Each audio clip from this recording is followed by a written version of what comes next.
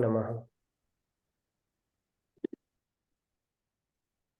Radha Radha everyone. Welcome to our daily wisdom from Bhagavad Gita session. Nitinji, Radha Radha, over to you.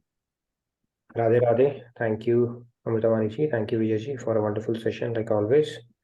So Radhe Radhe, good morning, good evening, everyone. A very warm welcome to today's edition of Daily Wisdom from Bhagavad Gita. Hope you are doing great, are having a great start to your day. So let's get started. We are talking about a very important topic of Radha Tattva on this auspicious occasion of Radhashtami. We are taking that opportunity to go deeper into the Radha Tattva, and today we will continue our discussion. We'll go a little deeper into that concept today. So let's get started, and we will touch upon some of the aspects which are not commonly understood, right? Especially related to the different manifestations of God. So let's get started by invoking the blessings of God and Guru, like we always do. I'll share my screen.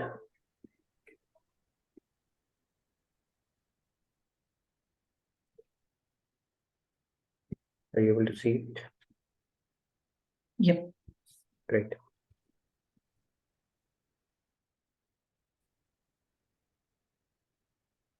Okay, we'll start with our opening prayers.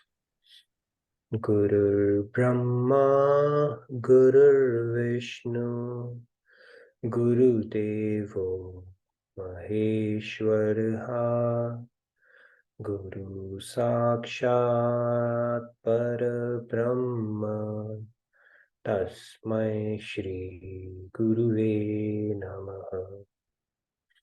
Vasudeva Sutam Devam Kamsachanuramardanam Devaki Paramanandam Krishnam Vande Jagat Guru. Krishnam Vande Jagat Guru. Radhe Radhe. Good morning, good evening, everyone. So let's get started. We're talking about the Radha Tattva, and for us to drive the discussion up, we picked up a couple of shlokas from Bhagavad Gita which talk about the Yogamaya aspect of God. It's not referring to Radha Tattva directly, but Yogamaya Shakti is the Radha Tattva. And then you say, how do we relate it to Radha Tattva? So we'll take some scriptural references, more scriptural reference today as well. But let's get started. These couple of shlokas which talk about Yogamaya Shakti of God, we can recite it and then we'll get the discussion going. Ajopi sannavyayatma bhutanamishwaropi san prakritim swamadhisthaya sambhavamyatma mayaya. Okay, let's take a few hands. Amritavani-ji, Please go ahead, ma'am. Yeah, Radhe Radhe. Radhe Radhe. Ajopi sannavyayatma bhutanamishwaropi sana prakritim swamadhishtaya sambhavamyatma mayaya. Very nice, Sandhya. Radhe Radhe. All right, let's take more hands. Good to see. Go ahead. Shriram. Go ahead, Ramya-ji. Radhe Radhe, Shriram. Radhe Radhe. Ajopi sannavyayatma bhutanamishwaropi san prakritim swam adhishtaya sambhavamyatma mayaya. Very nice. Thank you, Shriramya. Aparna-ji, please go ahead. Radhe Radhe everyone. Ajopi sannavyayatma bhutanamishwaropi san prakritim swamadhisthaya sambhavamyatma mayaya. Very Thank nice. you. Thank you, Pranav-ji. Go ahead, Shyam-ji. Radhe Radhe. Radhe Radhe, Shyam-ji. Yeah, Radhe Radhe. Ajopi sanvyayatma bhutanamishvaropi san prakritim swamadhisthaya sambhavamyatma mayaya. Radhe Very Radhe. nice. Thank you. So let's quickly take and then have another shloka. Remaining hands we can take for that one. So God is saying, although I'm unborn, the Lord of all living entities and have an imperishable nature, yet I appear in this world by virtue of Yogamaya, my divine power. So the God's avatars, which God takes periodically across all the Brahmans, they are enabled by his divine power, which is the Yogamaya power, which is the Radha Tattva that we are talking about. So let's go to the next shloka and then we can take the remaining hands. Naham prakasha sarvasya yogamaya samavritah mudhoyam nabhijanati loko mamajam avyayam. Go ahead, Right. Payalji. Radhe Radhe Radhe. Radhe. Naham prakasha sarvasya yogamaya samavritah mudhoyam nabhijanati loko mamaj avyayam. Ajam Radhe Radhe. avyayam. Very nice. Radhe. Thank you. Okay, let's take Go the ahead, Sandhyaji. more hands. If you've already gotten an opportunity, then let's have the new ones. Yeah. Radhe Radhe. Radhe.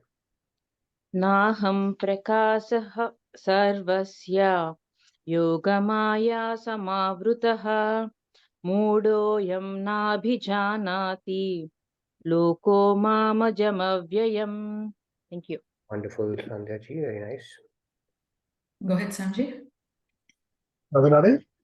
Naham prakasha sarvasya yogamaya samavrata Mudoyam nabhijanati loko mam ajam avyayam. Radhe Radhe. Radhe. Very nice. Thank you. Go ahead, Ramji. Ragiji. Yeah, thank you, Radhe Radhe. Naham prakasha sarvasya yogamaya samavritah moodoyam nabhijanati loko mam aj avyayam. Very nice. Thank you, Ragiji. Let's take the remaining two hands.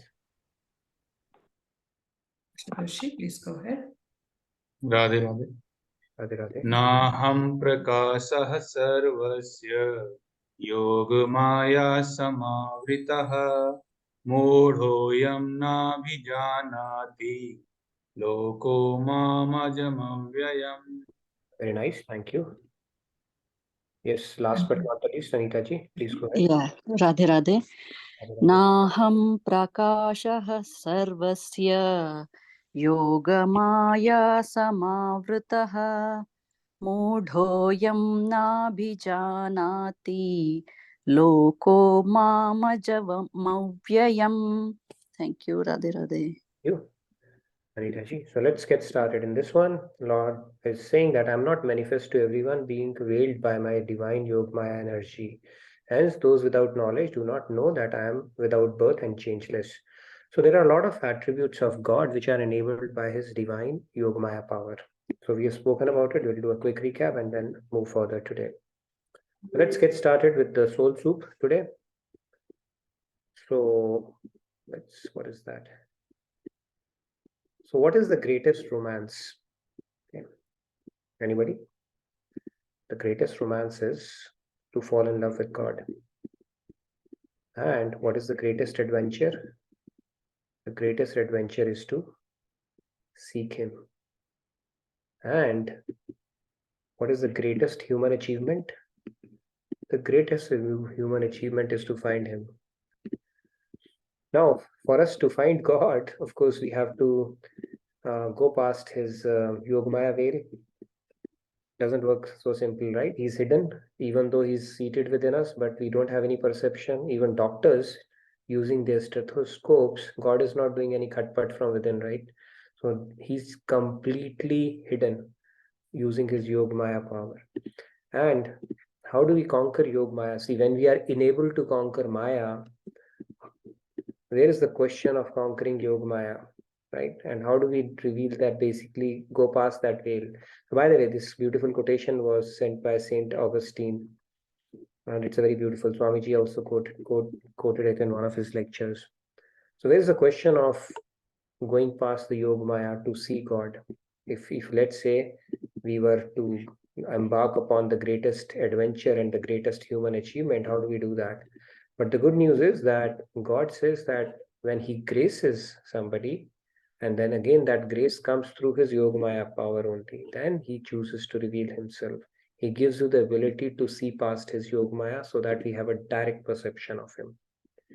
Okay, so hope this is an interesting quotation. So this is the one. Now let's get on to our session. What we have been talking about is from yesterday, that it is anirvachaniyam Radha Swarupam. Form of Radha is indescribable, not a subject of mind, speech, or intellect. And this is the power through which God does impossible, makes impossible possible. So this is the hiding veil, which enables God to hide. And this is the supercomputer we talk about, the big data that God runs across our lifetimes, through which he's able to dispense that perfect justice dispensing system by keeping account of our karmas. And the supercomputer, which enables God to keep account of our countless lifetimes, every thought that we have spoken about, he has that account, not just for us, across all the moments, not only in this lifetime, but since we have been born, since eternity, but also for all the species, all the jivatmas. He's able to do that. And what enables it is the Yogamaya power of God that he's talking about, that makes impossible possible. And we also spoke about the technicalities, God's three main energies. Okay, well, these are the three. The first one is the inferior energy of God that we have chosen to serve so far. And we are God's Tatastha or Jiva Shakti. And then his Antrangi Para or Yog Swarupa Shakti is the Yogamaya Shakti we spoke about yesterday. Swarupa Shakti is the Yogamaya Shakti, the personified form. We'll see the Swarup Shakti has three aspects to it.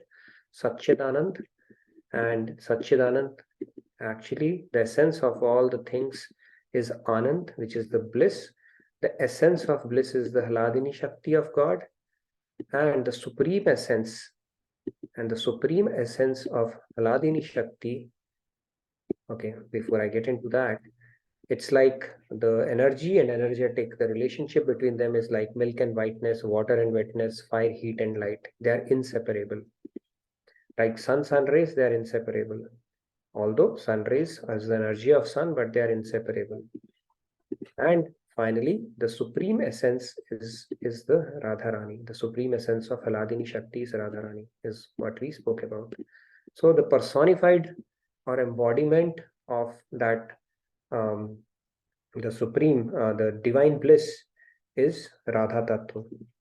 We spoke about this concept yesterday. So now let's go a little deeper into this concept. We also spoke, this very important concept to understand, that Nibrit Nikunj is the highest level of bliss. Okay, but this bliss is reserved for between Radha and Krishna only. We cannot reach there. Next comes the Nikunj Ras. Nikunj Ras, that is also reserved for Ashtamahasakhis. Maybe in one of the sessions I'll get into Ashtamahasakhis. It's we can talk about, what, a little bit. I mean, I don't have the credibility or the expertise to talk about them, but whatever is there in the literature, at least we can talk about who are Ashtamahasakhis. So Nikunj Ras is reserved for Ashtamahasakhis, and of course Radha Krishna. Then the next one is Kunjaras. Kunjaras, Jivatmas, that is the highest position Jivatmas can reach. If you reach Maharaj, okay, you can just imagine it is the whatever the highest prize a Jivatma can get. Okay, that is as far as a Jivatma can go, but this is like infinite bliss, and moksha is a byproduct of it, by the way. Those of you might be wondering, where does liberation fall into? Liberation is a maid servant of, when you reach that ras, it has already taken place, the byproduct of it, right? You don't have to seek liberation at that point. It is already a done deal. And you are in perfect knowledge. You are in eternal, ever fresh bliss at that point. And not below, basically. The point here is that in human form, we get to relish a bit of it, right? When saints come from time to time and they spread the nectar of divine love, right? They recite leelas, or they take you around in satsang, or you come in contact with them. Of those, that ras that Jivatma gets, until it is not perfect, that is something that bhakti saints are able to spread around. Like Chaitanya Mahaprabhu, Tukaram, Kabir Das, Tulsi Das, Sur Das, Guru Nanak Dev Ji, they have come and they have spread that bhakti ras. So the way it works is like you have infinite ocean of bliss in Nibrit Nukunj. A semblance of that is in Nikunjaras, semblance of that is in Kunjaras, and semblance of that is something that we get, right? Even when what we get when we come in contact with the Rasik saints, or the people who actually spread the devotional ras and the bhakti on our Prithvi Lok or Mrityu Lok as such. So anyways, these were the different rasas, and then let's move on. So let's get started now with Bhakti Shatak. The very first verse in Bhakti Shatak that Maharaj Ji has used, which is basically the distillation or the essence of the entire scriptures. In 100 couplets, he has summed up the entire philosophy of our scriptures. There is nothing else to be known. And the way he starts is the very first verse in Bhakti Shatak says, Advitiya ek tattva hai, Radha Tattva Pradhan, Radhe Radhe, Ya ko dujo रूप है स्वयं Krishna Bhagavan, Radhe Radhe. So what it says is, the absolute supreme divinity is Shri Radha, who is the absolute essence of divine love. Her other form is Krishna, who descended on this earth 5,000 years ago at the end of the age of Dwapar. So Radha is nothing but the female form of Krishna. Krishna is nothing but the male form of Radha. You can look at it that way as well. Both are same. God has simply multiplied himself to double the ras. Right? And in his divine pastimes, he of course plays pastimes with Radharani, and we all get to devour or relish that nectar as well. Now, 5,000 years ago, Krishna descended. And Radharani had also descended 5,000 years ago as well. Okay. And that in Shloka 4.9, Lord Krishna is saying, Janma Karma Cha Me Divyam. And God descends, his Janma and Karma are both Divya, divine. They are not ordinary like us mortals. Right? He's not born from the womb of a mother like we do by hanging upside down in Shirshasana for 9 months. God is not obliged to do that. He doesn't do that. And similarly, Radha was born, she descended, like, the story, the way story goes is that we are celebrating Radha Ashtami. So once Vrishabhanu, who's the father of Radharani, he was doing tapasya, penance in the river for begetting a daughter. His wife and him, they did not have a baby. Kirtida was her name. So while he was in the water, the lotus having hundreds of petals and having a golden effulgence around it came near him. And when we peeped inside the lotus, the flower, there was a shiny, dreamy, gold-like hue little baby. And that little baby was none other than Radharani. And as the legend goes, she did not open her eyes for 11 days. And Vrishabhanu and Kirti, they started suspecting their daughter may be blind. So they were very sad about that. Until one day, Yashoda Maiya and Krishna, Nanda Baba came. And along with them came the Krishna from Gokul. And they placed the baby Krishna in the cradle next to baby Radha. And playfully, Krishna touched Radha lightly. And with that one touch, the little baby Radha finally opened her eyes and saw Krishna. Okay, so this is how she broke that spell of closing her eyes. But that was also a descension. That was not a regular birth. So that is how the story goes. Now, in the second verse itself, Lord, in Bhakti Shatak, Maharaj Ji is saying, Joi Radha Soi Krishna hai, इनमें भेद न मान राधे राधे, एक है लादनी शक्ति अरु शक्तिमान एक जान Radhe Radhe. So whatever is Radha, same is Krishna. Do not differentiate between them. Radha is the supreme Ladini Shakti. We spoke. Ladini Shakti is the essence of Anand. That Satchit Anand, the essence of Anand is Ladini Shakti. And the Ladini Shakti, the governess of that is Radharani only, and the divine power. And Krishna is Shaktiman, energy and energetic. That kind of a relationship both of them have. And then the base in which the power resides. So both are same. We should not have a Bhed Buddhi, means differentiate between them, that one is this, one is that. And especially in Bharat, people have, because of their ignorance, do not have an understanding of Radharani. They consider her as, one of the gopis, or maybe one of the bridge, girl from Barsana, without understanding the divinity or the power of Radha Tattva, that God also worships her. It's her yoga, it's his yoga maya power. And in the course of misunderstanding, they keep questioning things around and doing spiritual transgressions, that Radha was this, that, and all those things. So we should not. First of all, there is no differentiation between Radha and Krishna. And secondly, they are inseparable. It's completely inseparable. And the worldly rules do not apply on them, right? When a boy and a girl meet, they have to marry, right? And people question, why didn't they marry? Those rules don't apply on them at all. In Leela, pastimes, they choose to marry, they sometimes don't choose to. But the fact remains they are eternally united. They are never separated from each other. Okay. So this is the concept. Now let's move on. Not the short video as yet. So Krishnena aradhyate iti Radha. So Krishna, from every pore of Krishna, Radha, Radha, the name emanates. We spoke about this concept yesterday. In fact, when somebody says Ra, Krishna becomes excited. He runs because with an anticipation that he's going to say Dha now. Okay, even though the person may end up say Ravan, but he's still excited that Radha is going to say that. Okay, so there's a beautiful bhajan Maharaj Ji has written, in which he's said that it goes like this: Radhe Radhe Rate Sham, Radhe Rate Sham Sham. So that is how they go about it. He's saying Sham Sham and he's saying Radhe Radhe. That's how they do that, okay, in the divine pastimes. Now, in material world, if you look at it, this concept, master-servant relationship works like this, right? The servant is serving the master. In the spiritual world, there's a bit of a difference here. Okay. Master, servant, servant is serving the master, master is serving, and it can go on like that. Okay.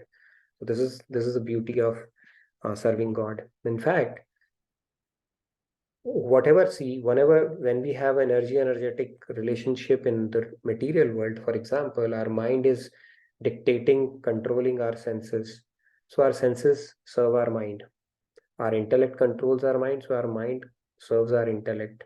Our soul is energizing the intellect. So end of the day, we are serving our soul only. Soul is seeking happiness. We don't know. We are soul, but we are thinking our mind is seeking happiness because we consider ourselves as body-mind complex. So we keep on serving it.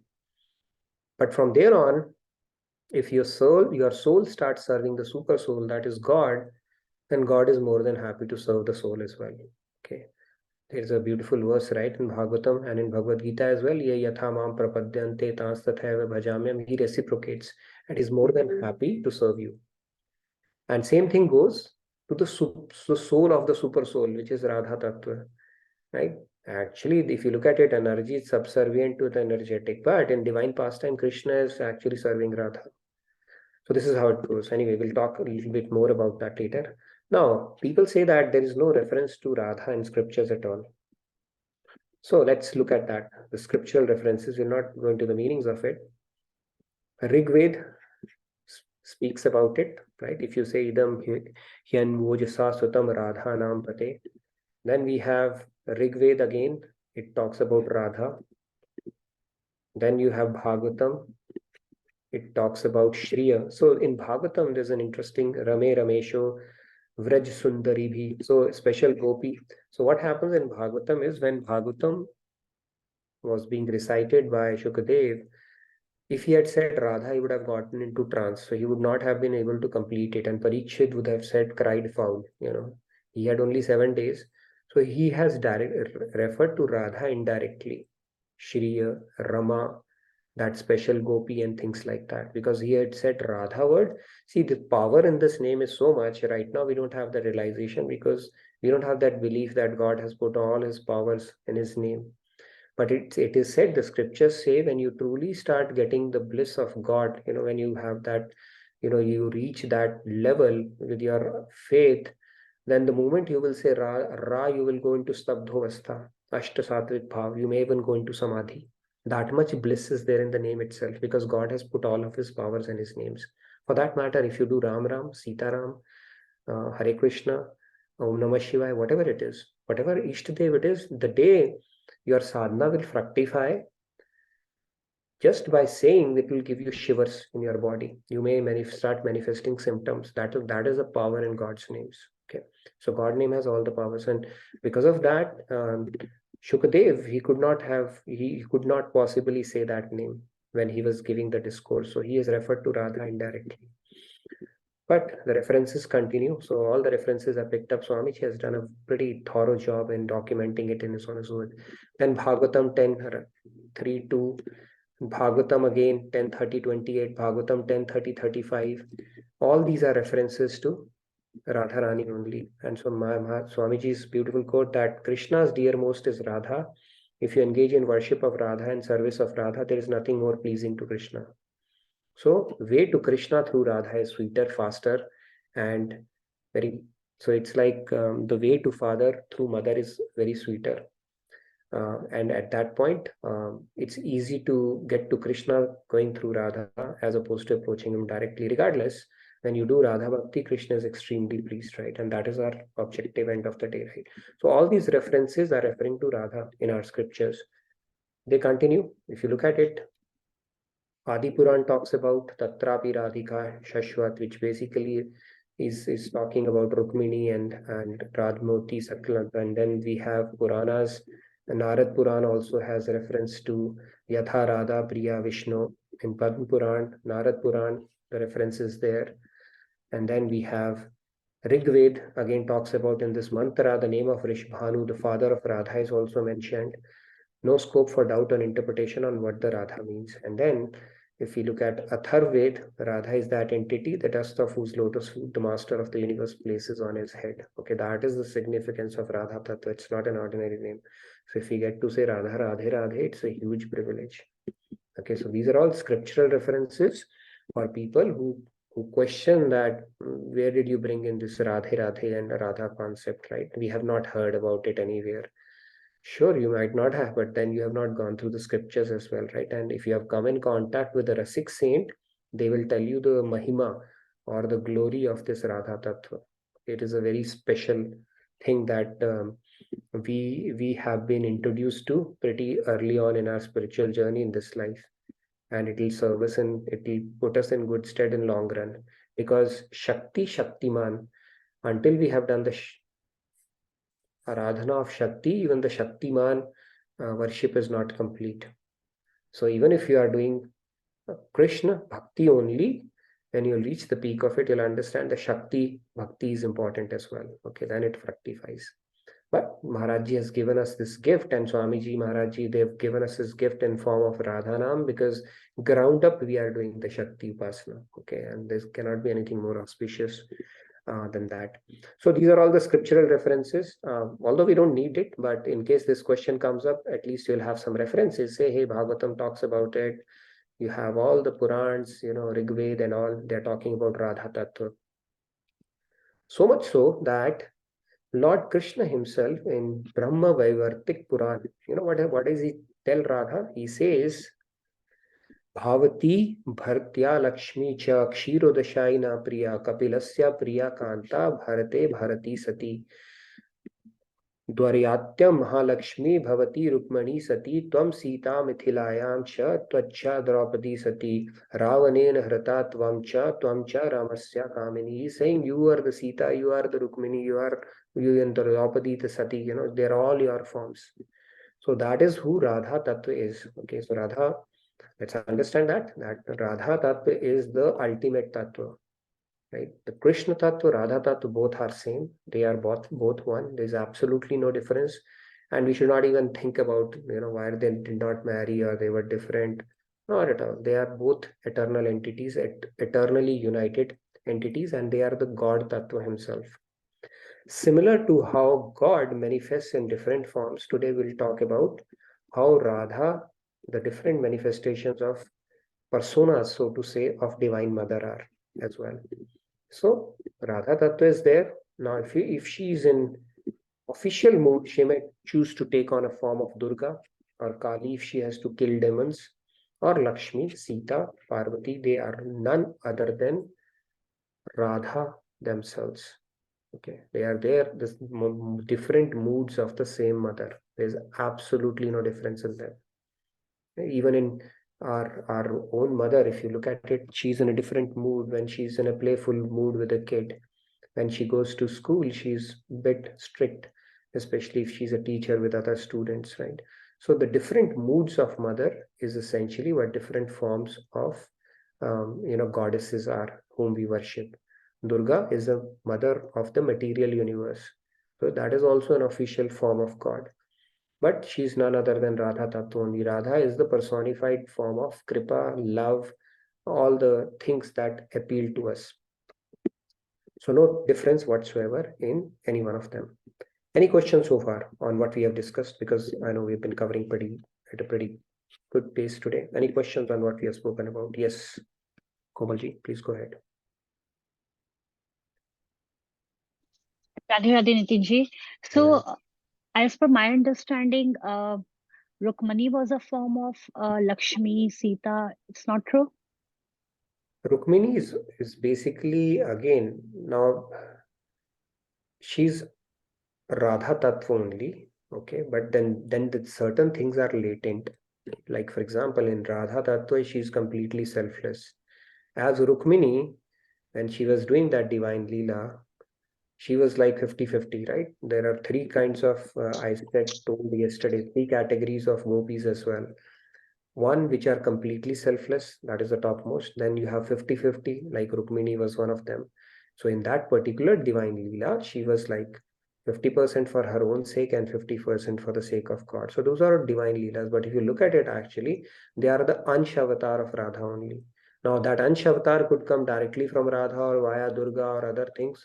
Those things, I mean, there could be certain nuances around that. But it is the same tattva only. There's no difference at all. Okay. Thank you, Radhe Radhe. Like, for example, even God, when he takes on avatar, and not in all the avatars, he reveals all his nature, right? Like when he came as Lord Ram, he came in a Maryada Purushottam avatar.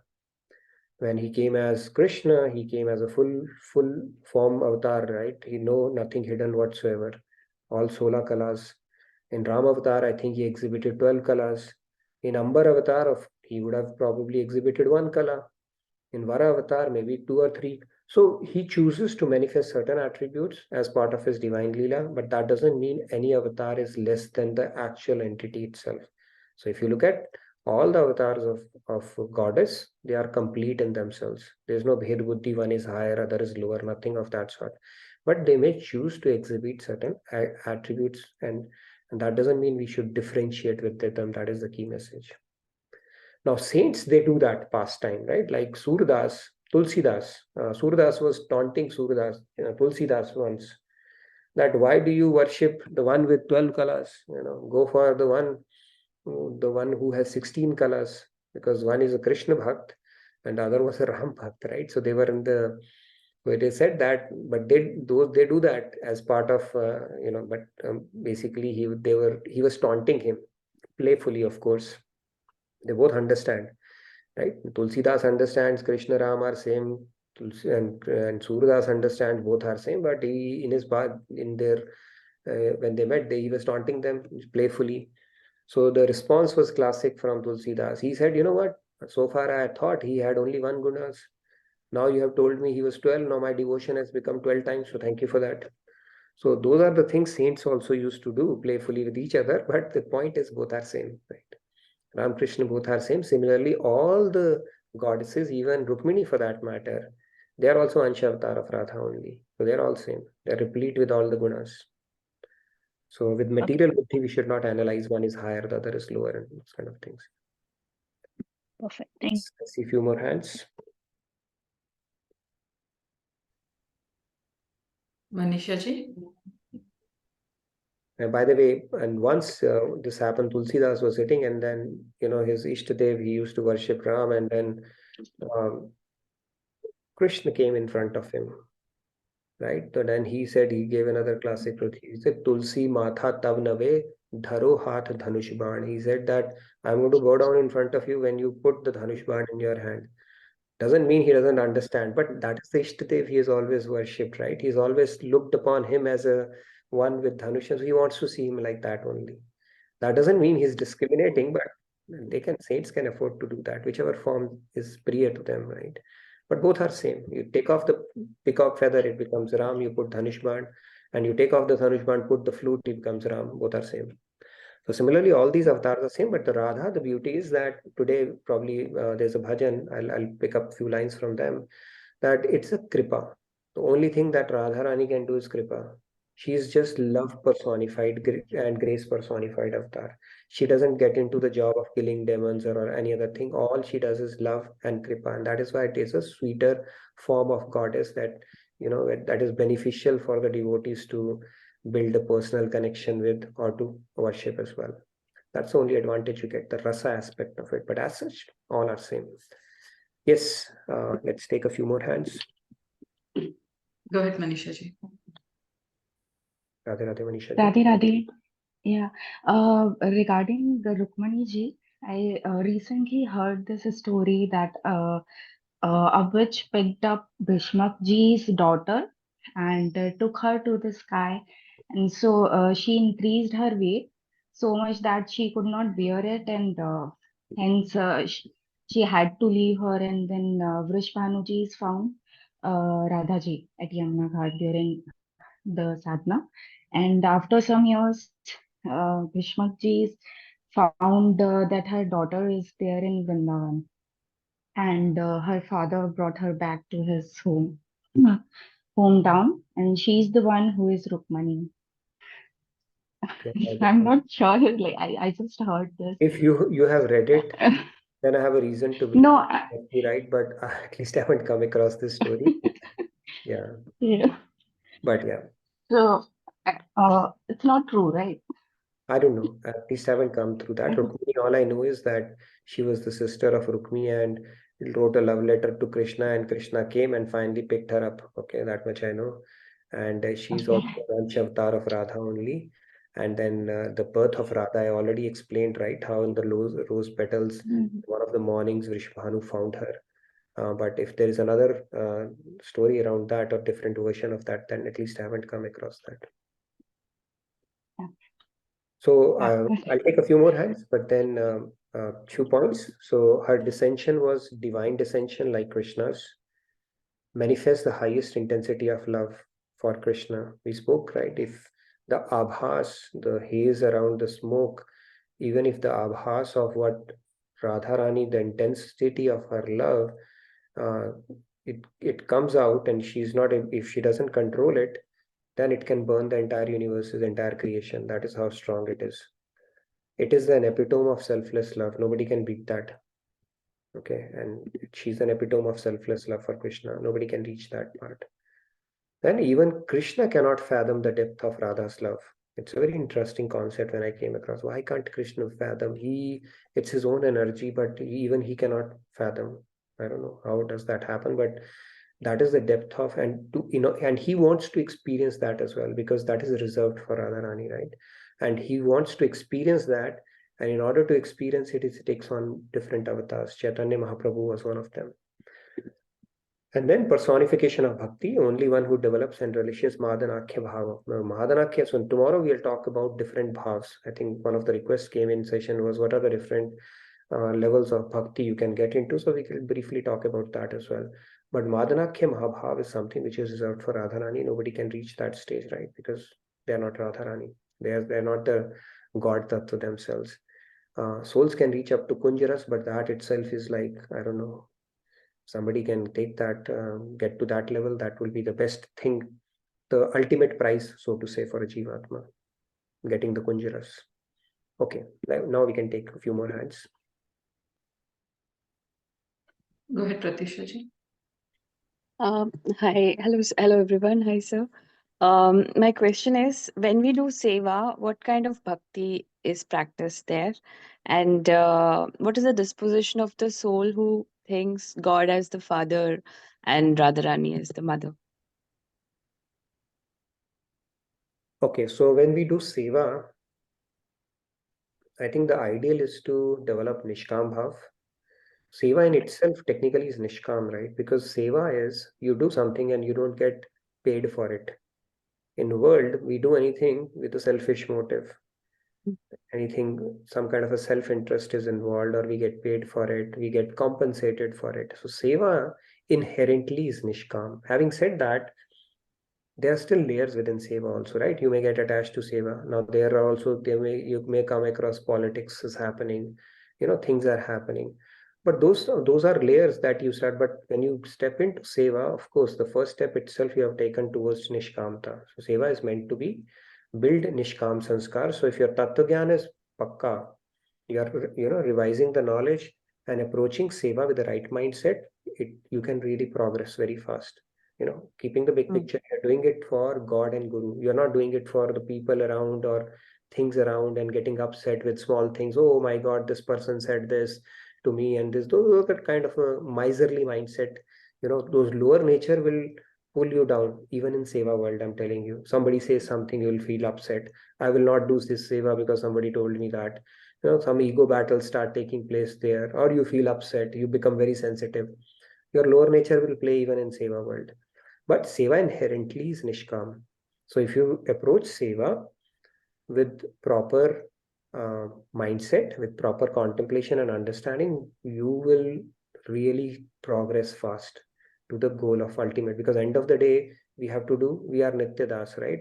So we have to perfect that seva attitude towards God.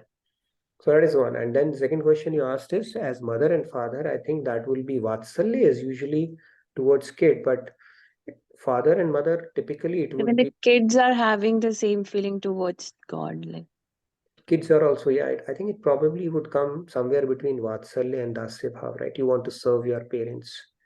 It will be somewhere between that, I guess, right? And sometimes you want to take care of them as little babies, and sometimes you want to serve them. So somewhere between that, I would imagine.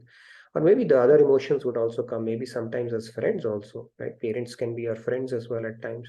So those emotions would vary, but typically you'll settle down for one kind of a relationship that will come naturally to. So just progress with whatever comes naturally to you, and then eventually it will settle down in your mind with the grace of God and Guru themselves. So one more question.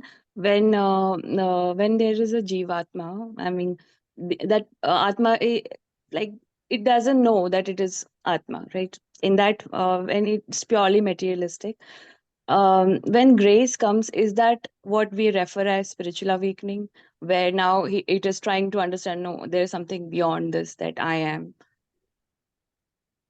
So that spark, of course, see, it's not our first life, right? And I'm sure we would have done some kind of a spiritual practice in our past lives as well. So those sanskars are there, and God gives the result of it in our current life. So So that is the transition between the sadhan towards the bhav bhakti, where we have the spiritual awakening. we will talk about it. No, I would say, see, it's a journey. So sadhan bhakti is what you are doing right now, right? When you are blocking out the world and taking your mind to God. So that means you're putting in effort. Your mind naturally goes to world, but with restraint and effort, you are taking it to God. That is called sadhan bhakti. When you get into bhav bhakti, the reverse starts happening. Now, because God's yog maya power starts mixing with your bhakti now. Okay, you've still not perfected, but it starts mixing. Then you'll start losing control over a lot of things. So what will happen is, right now, the sadhan bhakti, you might be simulating something in your head. When you get into bhav bhakti, God will start enlivening it. And reverse may start happening. Reverse means your mind is in God, but for you to operate effectively in this world, you may have to step down. So the reverse might happen in Bhav Bhakti, but in Sadhan Bhakti, you have to take your mind forcefully. And when the peak of Sadhan Bhakti, when you reach that, then that's when you start getting into the different levels of Bhav Bhakti. We'll talk about it tomorrow, different levels of Bhav Bhakti as well. What are the different milestones you can expect in that as well. But what So also, yeah, sorry. Also, like, if you can tell us about the prema, 9 varieties of prema bhakti, that rati, prema, and just like short forms, what is it? Sure. We'll try to bring it in one of the sessions. Yeah, sure. Maybe tomorrow if we can cover.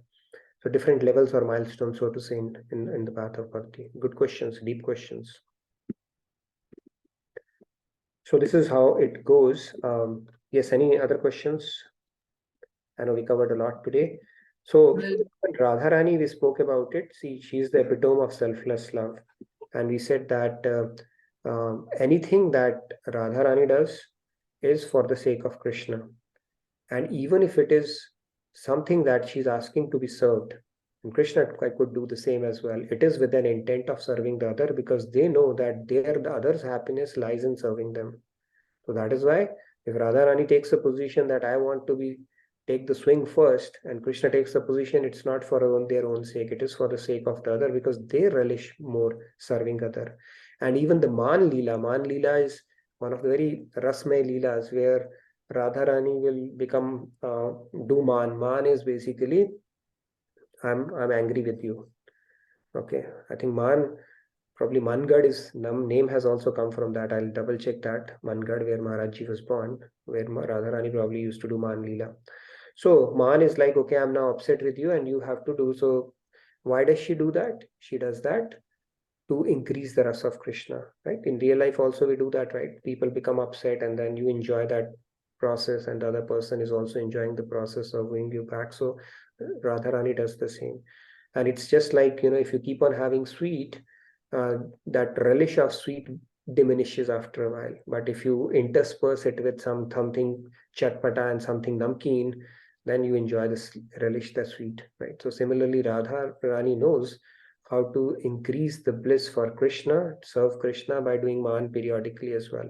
So basically, end of the day, she's the ultimate selfless epitome of selfless love for Krishna, and anything and everything that she does, or for that matter, Krishna does, is for the sake of other, right?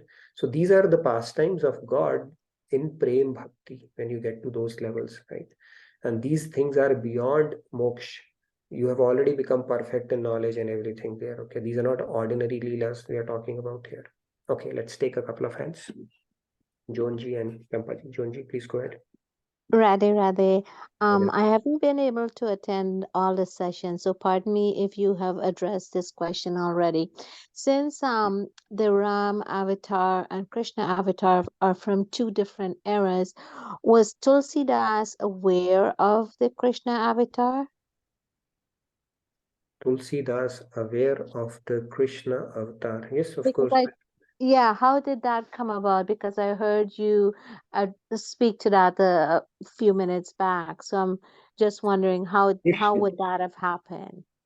See, saints, okay, so you're looking chronologically with reference to our Chatur Yuga only, right? But think of it, Krishna avatar happens in every one day of Brahma.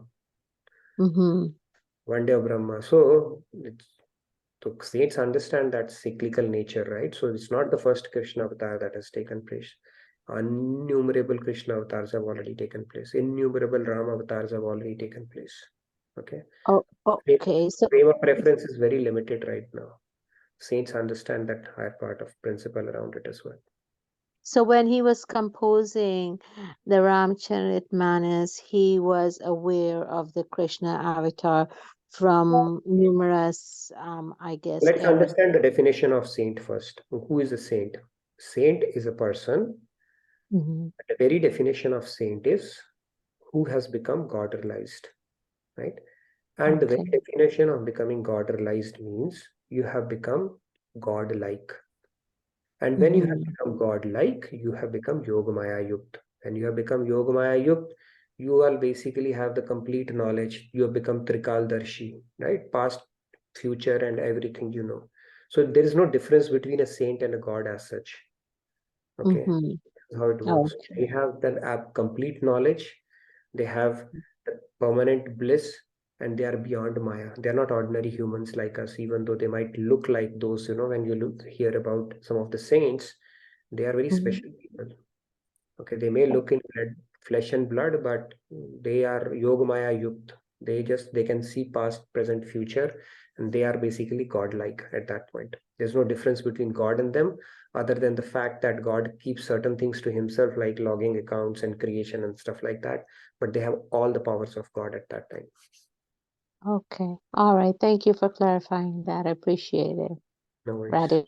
Radhe Radhe. Yes, Champaji. Radhe Radhe, a very beautiful session. And I have heard Swamiji's lectures on Radha Tattva also.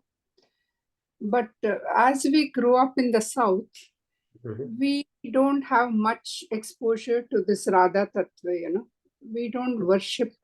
We don't have, now with the ISKCON coming all over India, we have Radha Krishna temple. Otherwise, we don't have Radha celebrated in the temple. But we are always fascinated, especially I was fascinated with the glorification of platonic love, they called it, All other loves you have expectation. In this, there is no expectation. And the Hindi Bollywood made it worse by making it the relationship as romantic, Yeah, I know. That is, that is there, that Ras Leela, but that is not everything, That here it is more of my understanding, the way I want to understand. I don't know whether I'm wrong. It is more of spiritual bonding and devotion than the romance between the two. Even Ras Leela, actually Prabhupada ji says that don't go to the 10th chapter unless you understand the other 9 chapters of Bhagavatam, because you won't get the understanding till you understand the other things. Only Ras Leela, if you take, it is just like, any other Bollywood boy and girl dancing like disco. It is not that. It is the soul meeting the soul. So it is very unique to Hinduism, this kind of a worship and this kind of tattva, it is very deep and very difficult to understand for human beings. We have always expectation in every relationship. Even with God, we have relationship. So Radha and Krishna tattva is very difficult. And I'm glad JK Yog has given me some little understanding about it. Thank you, Radhe Radhe. Radhe Radhe. Thank you, Champaji. True. See, love is the, it's the most potent force God has. And because it is perverted, because of our imperfect understanding, that is why we just end up, have a convoluted or an imperfect understanding of it, right? But if you look at it, this is the most potent force, and it's coming from God himself. The day we will cleanse ourselves, we'll understand the beauty and the perfection of it. Right now, what we call love is actually nothing but lust, right? Because there's a self-interest involved. But this is the highest perfection of that emotion, which we are talking about here, which we can't understand until we are at that part, right? So Ras Leela is something you have to be equipped to understand that. If you go to that, then you might become a theist or end up doing spiritual transgressions. So rather than getting benefited from it, you will take 10 steps back. So it's like you need to have the eligibility to get there first, right? If you put an elementary kid into a doctorate program, then they will not be benefited. They may end up getting confused further. So these are some of the concepts of deeper concepts of our scriptural thing, right? But they will make sense with the grace of God and Guru, as we keep progressing with sincerity and faith in these words. So thank you, Champaji. Let's hear from Shwetaji. Radhe Radhe Nitinji, Radhe Radhe everybody. Very beautiful sessions, I had a comment and a question. Just like, Radha Krishna, they did not take birth like we do. What about this Ashta Sakhis, Mahasakhis? And I believe in one of the Maharaj's videos, he said that Draupadi, she came out of Radha Rani's shadow. And she also came out of that Yagyakund. She was not born like Yeah, humans. she came from Yagyakund. True. So this one, that Brahma Vaivartik Puran, they're talking about Lord Krishna himself is saying, right, that you are Draupadi as well. One of the, if you look at it, this one, in this last but one, he's saying, Tvacha Draupadi Sati, right? Tvam Sita Mithilam Cha. So he's saying Sita is you, Draupadi is also you, basically. So yeah, they are all Ansha Avatar, and how they choose to manifest. They're fairly complex to understand, but let's for now understand that they are not ordinary girls or ordinary human beings like we are conditioned to look at. They are special, and what makes them special and how special they are, I mean, in due course of time, that will also start making sense for us. So then all the gopis also were not born like us. No, gopis were three categories. See, I'll tell you, gopis could be any jivatma. Everybody is, not special, right? Some gopis were Vedic Rijhas, like for example, all the Veda mantras that we have, Vedic Rijhas, they took on a personal form and became gopis. Some gopis were Nitya Siddh. Maybe one of the sessions I'll talk about the different kind of possibilities, right? There are Nitya Siddh, then there are Nitya Bhad, Atma. Well, Nitya Siddh means they were always liberated. So some were always in Golok and they chose to come down along with Krishna to be part of his pastimes. Some were Vedic Rijhas, like I told you, and some were Jivatmas like us who had almost perfected their devotion, and God gives them an opportunity in one of his avatar calls to perfect their devotion and then go to Golok with them. So gopis were a mix of all three. Thank you. Radhe Radhe. Radhe Radhe. You could also get a chance to participate in Krishna's next avatar, right? If you're eligible for it, and if you have actually perfected your devotion to an extent, then God says, all right, let me give you a dry run with myself. You can come in as a gopi in Braj and then enjoy pastimes and then finally go to Golok with him. He gives chance to Jivatmas who are ready for, who are on the tipping point of perfection. So those were gopis were there as well. Yes, Shriramya.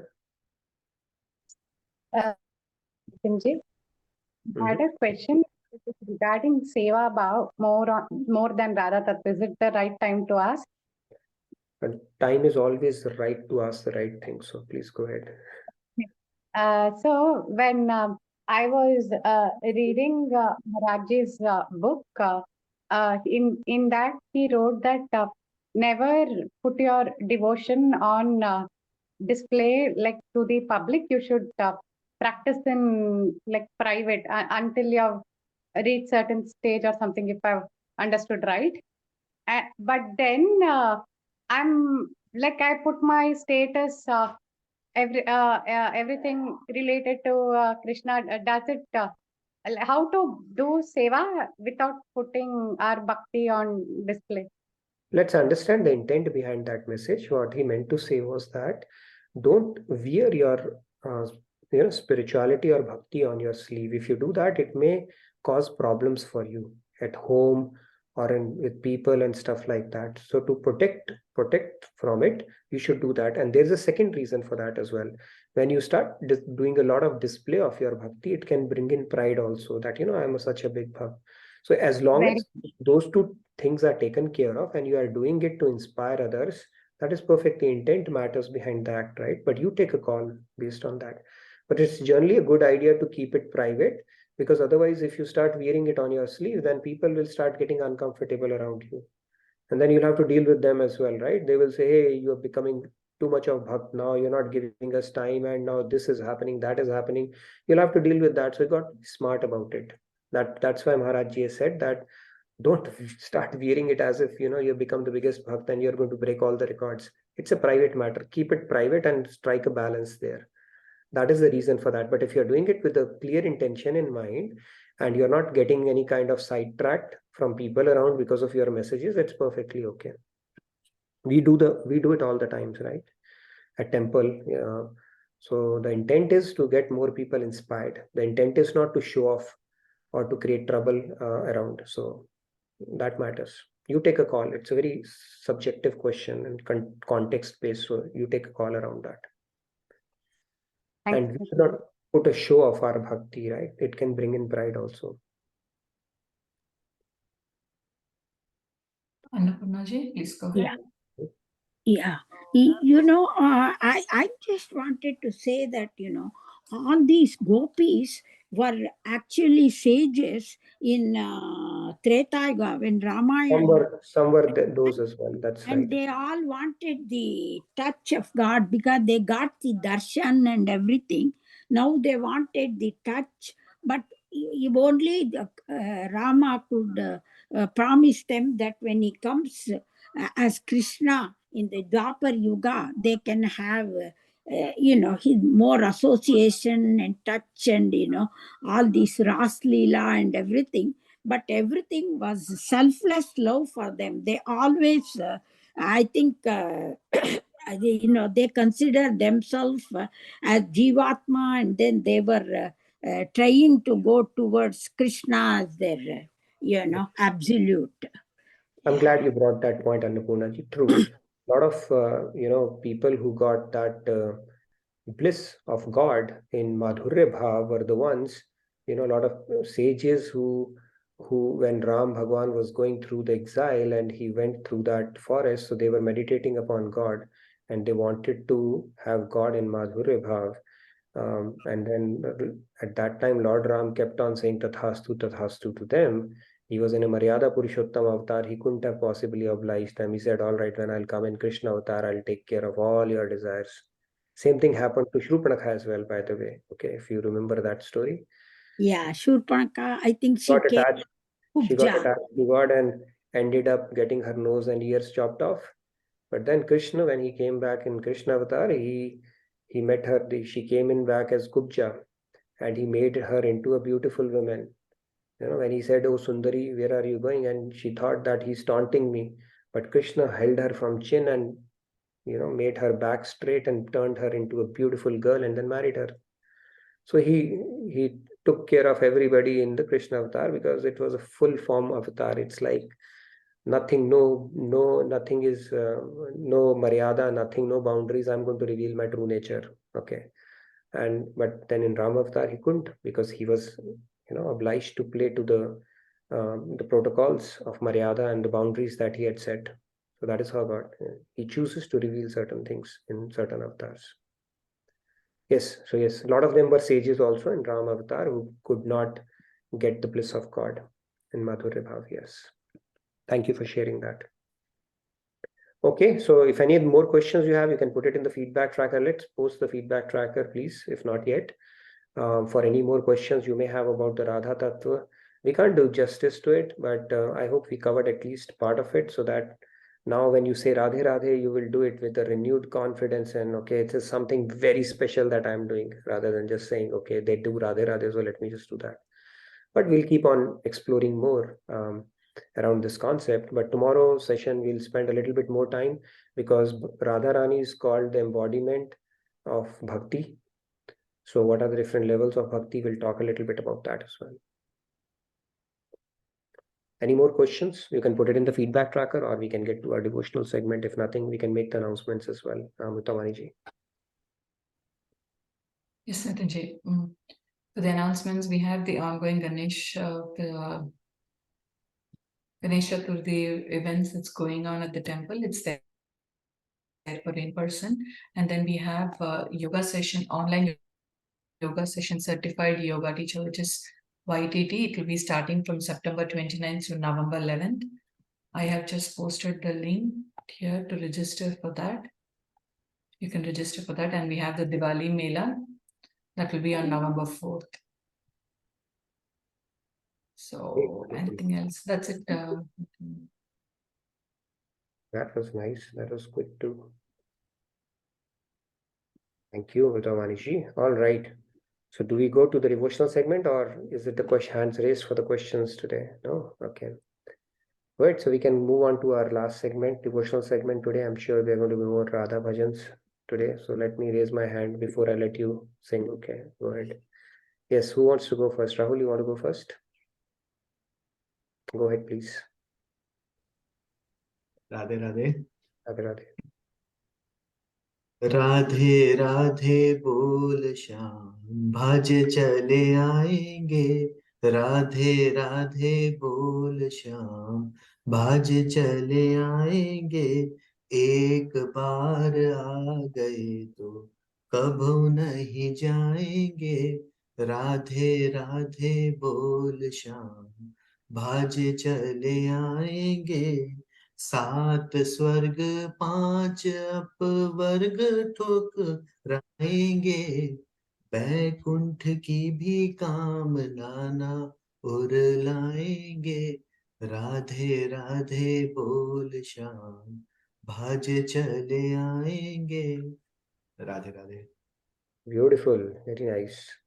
When we say Radhe Radhe, Sat Apvarg, Swarg, all that we will give it a pass. Even the Kamana of Mukti or Moksha as well. Very nice. It's a beautiful bhajan. Thank you, Rahul, for teeing it off today. Loved it. Who's next? Sandhya, go ahead. We'll go in order and then Tisha and all right, we have two more after this. Go ahead, Sandhya. सब अमृतवाणी जी ने मेरे को बिना मांगे को host की वो दे दी, तो मैं I am sharing this as well so that everyone can read it. Sure. मैं तो राधे राधे गाऊं कालिंदी तट पे, वो तो भाजे चले आई रो तो बंशी वट पे। मैं तो बावरी है नाचूंगी कालिंदी तट पे, मैं तो वारी जाऊं प्यारी झुके नीले पट पे। मैं तो वारी जाऊं प्यारी झुके दृग पट पे, मेरी प्यारी झुके बड़े ही रसीले लटके। मैं तो वारी प्यारी कारी खुंघरारी लट पे, राधे रानी के चरण मेरे मन अटके। मैं तो राधे की कहाऊं राधे राधे रट के, मैं तो प्यारे को चिढ़ाऊं राधे राधे रट के। मैं तो वारी जाऊं पिय प्यारी खटपट पे, मेरी प्यारी ना भुलावे कभू भूले भटके। मेरी प्यारी पग पिया हूँ मुकुट पट के, मैं तो प्यारी जो को पक्ष ले बेखटक के। मैं तो अकड़ के जाऊं आगे नठ खट के, मैं तो गारी देऊं दारी के जो मोते अटके। मैं तो प्यारी जो की जय बोलूं पन खट पे, प्यारी पग पिय आंसू टप टप टप के। मैं तो वारी जाऊं रो तो लखी नट खट पे, मेरो रोम रोम राधे नाम रस टप के।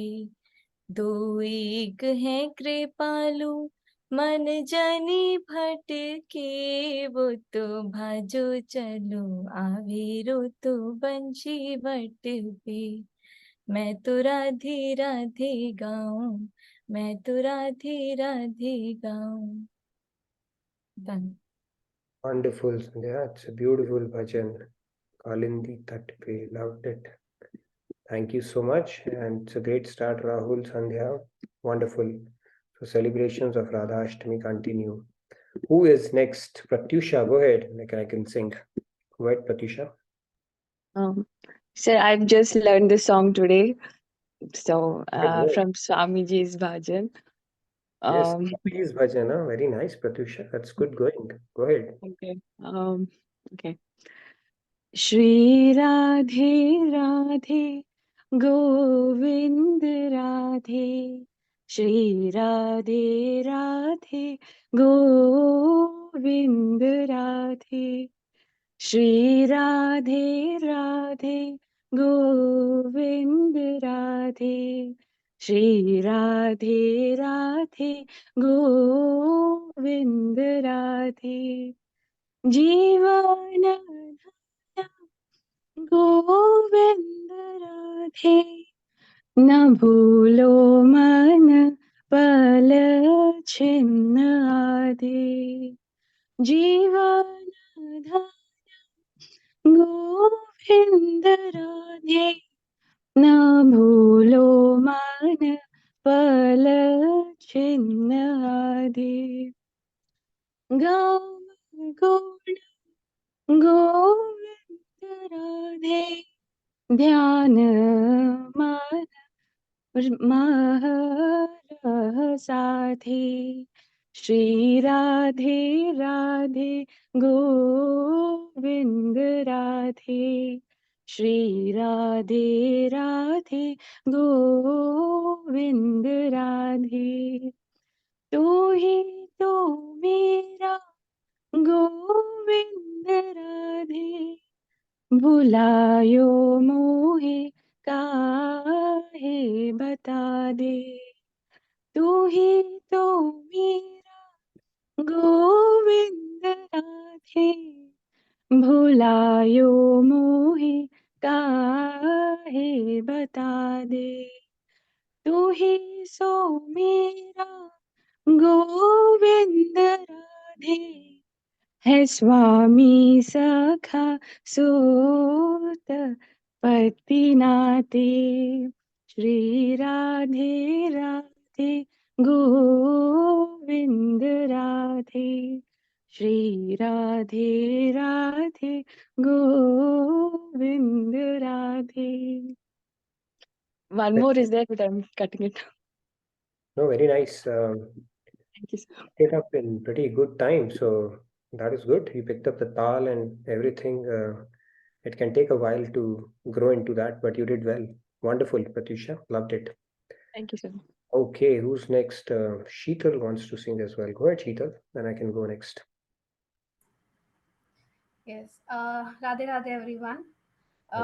This bhajan demonstrates the Radha Ras which we are talking about.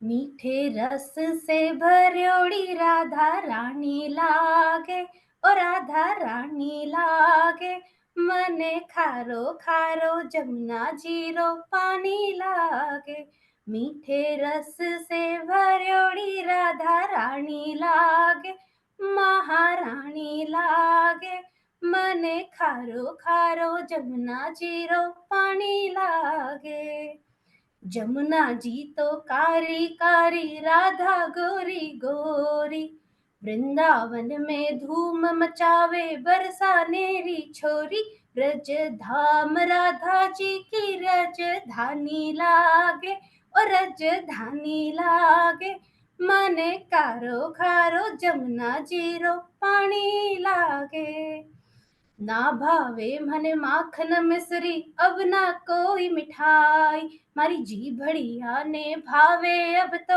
Radha नाम मलाई रब वृष भानु की लली तो गुड़ धानी लागे हो गुड़ धानी लागे मने खारो खारो जमुना जीरो पानी लागे राधा राधा नाम रटत है जो नर आठों याम तिनकी बाधा दूर करत है राधा राधा नाम राधा नाम में सफल जिंदगानी लागे और जिंदगानी लागे मने खारो खारो जमुना जीरो पानी लागे मीठे रस से भर्योड़ी राधा रानी लागे ओ महारानी लागे मने खारो खारो जमुना जीरो पानी लागे राधे राधे Radhe Radhe.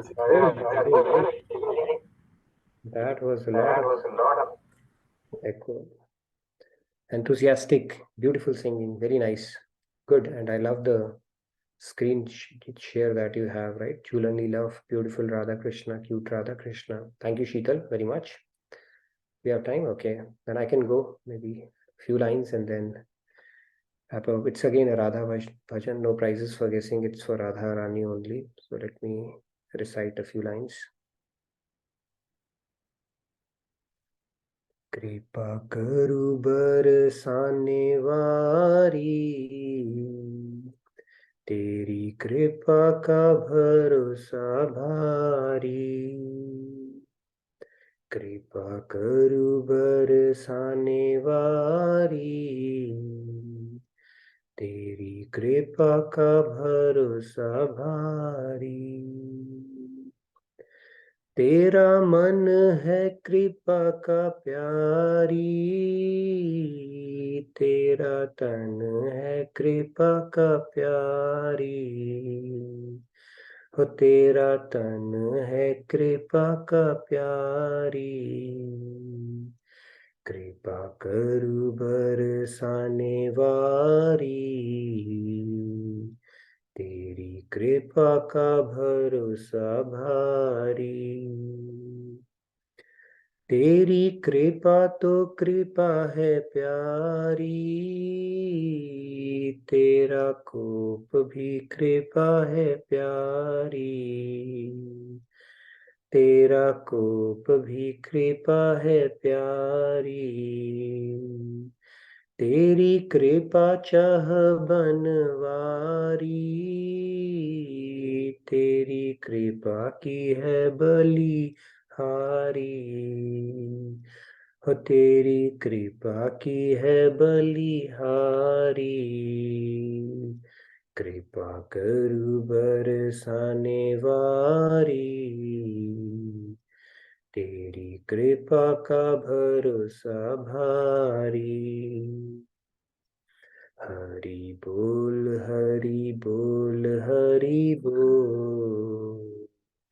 हरि बोल हरि बोल हरि बोल हरि बोल हरि बोल। हरि बोल हरि बोल। राधे बोल राधे बोल राधे बोल। राधे बोल राधे बोल। राधे बोल राधे बोल राधे बोल। राधे बोल राधे बोल। ओ राधे बोल राधे बोल।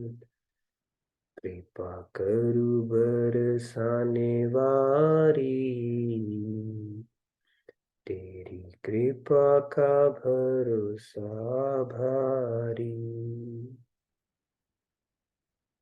All right. Radhe Radhe. So with that, okay, I see one more hand. Yes, Swati ji, want to go as well? Let's keep it. Yeah, Radhe Radhe. I'll sing 4-5 lines. Is it okay? Or it's getting late then? 5 lines. I'll do it tomorrow. Yeah, go ahead, Yeah. please. Okay. Jai Radhe, Jai Radhe, Radhe. Jai Radhe, Jai Shri Radhe. Nalu तो है पल हुआ थे, हसन कंपा करु राधे। जय राधे जय राधे राधे। जय राधे जय श्री राधे। कुंज कुछ कुंज बिहारिणी, विहरति नित प्रति श्री राधे। कुंज कुंज बिच कुंज बिहारिणी, विहरति नित प्रति श्री राधे। जय राधे जय राधे राधे। जय राधे जय श्री राधे। पूरब राधे पश्चिम राधे, उत्तर राधे दक्षिण राधे। ऊपर राधे नीचे राधे, जित देखो तित श्री राधे। जय राधे जय राधे राधे। जय राधे जय Shri Radhe.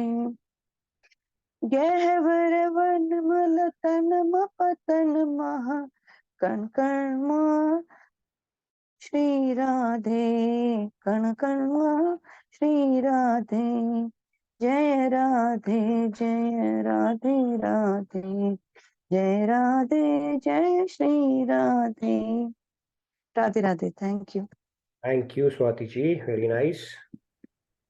So thank you for the beautiful bhajan, always. So with that, we come to the end of today's session. Hope you enjoyed it. Radha Tattva will conclude that session tomorrow. Few more things we will add related to bhakti, and then we'll conclude our session and get back on our journey on chapter 4, shloka 23 or 24, I think we are on right now. So thank you again for your enthusiastic participation. If you have any questions, fill in the feedback tracker, and I look forward to seeing you tomorrow. Have a blessed day and a great rest of your evening. Radhe Radhe from my side. Thank you. Nitin. Thank you, everyone. Radhe Radhe. Thank you, Mitamani ji. Bye.